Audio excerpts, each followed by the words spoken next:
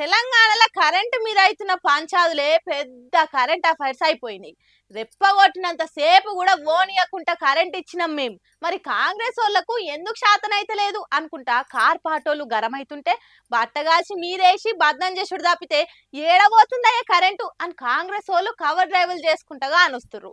మీదికెళ్ళి ఆడాడ current లేక చీకట్ల sub స్టేషన్ల కాడికి జనాలు వచ్చి ధర్నాలు చేస్తుండే వరకల్లా ఇగో ఇట్లా సోషల్ మీడియాలో కూడా గిస్వంటి కామెంట్లు కౌంటర్లు వాడుతున్నాయి. కాంగ్రెస్ పవర్లకొచ్చుడేమో గానీ పవర్ కోతలతోని కార్నర్ అవుతున్నారు. కార్పార్టీలతోని కామన్ పబ్లిక్ తోని మాటలు పడుతున్నారు. వానొచ్చి వరదలొచ్చి కరెంటు తీసిరంటే ఏమో గానీ ఆకు అదరకున్నా శిన్కురాలకున్నా గాలి జోరుగా రాకున్నా గానీ కరెంటు తీసేస్తుండే వరకలా పబ్లిక్ అయితే పరిశాన్ పాలవుతున్నారు. కొందరైతే బరాబర్ బయటకు వచ్చే తిడుతున్నారు. ఇక ఇదే సందనుకొని మేము పవర్లున్న 10 ఏళ్లలో పవర్ కింద ఎన్నరు తిప్పలు కాలే, కాంగ్రెస్ వాళ్ళు కరెంట్ ఇయ్యలేక ఈ గోసలు జనాలకి అని తిట్టిపోస్తున్నారు. ఇక నేను చాలా దిక్కులో పోతున్నట్టే ఉప్పల కరెంటు పోయి చాలా సేపు అయిందట. ఈ ఉబ్బురానికి మమ్మల్ని బతకమంటారా సావమంటారా అనుకుంటా సబ్ స్టేషన్ కాడికి ఇగో ఇట్లా జనాలు వచ్చిన వీడియోని పెట్టి మరీ అరుచుకున్నాడు కేటీఆర్. సీఎం రేవంత్ 24 గంటలు కరెంట్ ఇస్తున్నామని చెప్తున్నాడు కదా, మరి ఈ జనాలంతా సబ్ స్టేషన్ కాడికి వచ్చి ఎందుకు పంచాయతీ చేస్తున్నట్టు అని రాసుకొచ్చిండు కూడా. ఇప్పటికే కరెంటు కోతల మీద ఎవరు ట్యాగ్ చేసి ట్వీట్ చేసినా గానీ కేటీఆర్ అవన్నీ గవాయి చూయించుకుంటా సోషల్ మీడియాలో లడాయి చేస్తుండే. ఇప్పుడు ఈ ధర్నా వీడియో కూడా వచ్చే వరకలా ఇది కూడా పెట్టి అరుచుకున్నాడు. ఇక ఎందుకు కరెంటు కట్టేందో చెప్పకుంటే బద్నామైతామని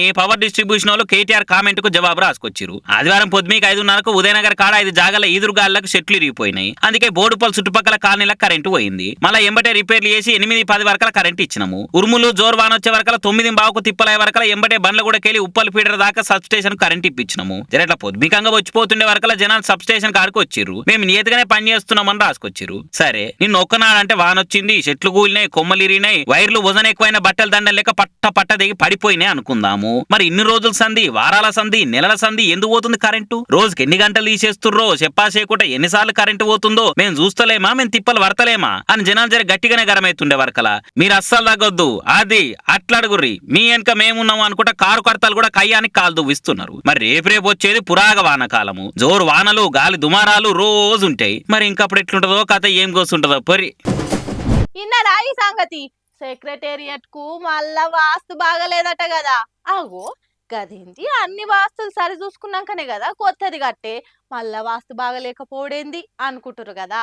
కానీ రేవంత్ రెడ్డి సార్కు పేరుకు తగ్గట్టు వాస్తు లేదట, అందుకే మార్పులు చేస్తురట. తెలంగాణలో ఈ వాస్తు మార్పులకే ప్రజాధనాన్ని పనికిరాకుండా వాడుతున్నట్టు కదా. కేసీఆర్ సార్ ఉన్నప్పుడు వాస్తు మంచిగా లేకనే సెక్రటేరియట్ కూలగొట్టి కొత్తది కట్టిండు అని ఎక్కిరిచ్చారు కాంగ్రెస్ వాళ్ళు. మళ్ళీ ఇప్పుడు వాళ్ళు అధికారంలోకి రాగానే వాళ్ళు గదే పని చేస్తున్నారు. ముఖ్యమంత్రి సార్ పేరుకు తగ్గట్టు సెక్రటేరియట్ కు వాస్తు మార్పులు చేస్తున్నారట. సీఎం సార్ ఇంతకు ముందు మెయిన్ గేట్ నుంచి లోపలికి వస్తుండే, కానీ ఇప్పుడు ఆ గేట్లకెళ్ళి కాకుండా పడమర దిక్కున్న గేట్లకేంచి లోపలికి వచ్చి నార్త్ ఈస్ట్ గేట్ నుంచి బయటకు పోవాలని చెప్పిరట వాస్తు పండితులు. ఇక సార్ కూడా చెప్పినట్టే చేస్తున్నాడు. సౌత్ ఈస్ట్ గేట్ నుంచి ఐఏఎస్ ఐపీఎస్ వచ్చిపోయేటట్టు మార్చిండ్రు. ఈ కేసీఆర్ సార్ ఉన్నప్పుడు ముఖ్యమంత్రి ఆఫీస్ రూమ్ 6వ అంతస్తులో పెట్టిండు కదా. అయితే ఇప్పుడు సీఎం రేవంత్ సారు 9వ అంతస్తులకు సీఎం ఆఫీస్ ను మారుస్తుండు. ముఖ్యమంత్రి అయినప్పటి సంధి 9 అంతస్తులనే వ్యవహారాలు సగబెడుతున్నాడు. వాస్తు పండితులు చెప్పినట్టే వచ్చిపోయే తొవ్వలు మార్చుడు, రూమ్లు మార్చుడు, రూములో కూర్చునే పొజిషన్లు మార్చుడు అన్ని వేస్తున్నారు. మరి లీడర్ల నమ్మకానికి ప్రజాధనాన్ని ఇట్లా ఖర్చు పెట్టి పాడు చేసుడు ఎందుకని గరమైతురు ఈ సంగతి ఎరికైన వాళ్ళు.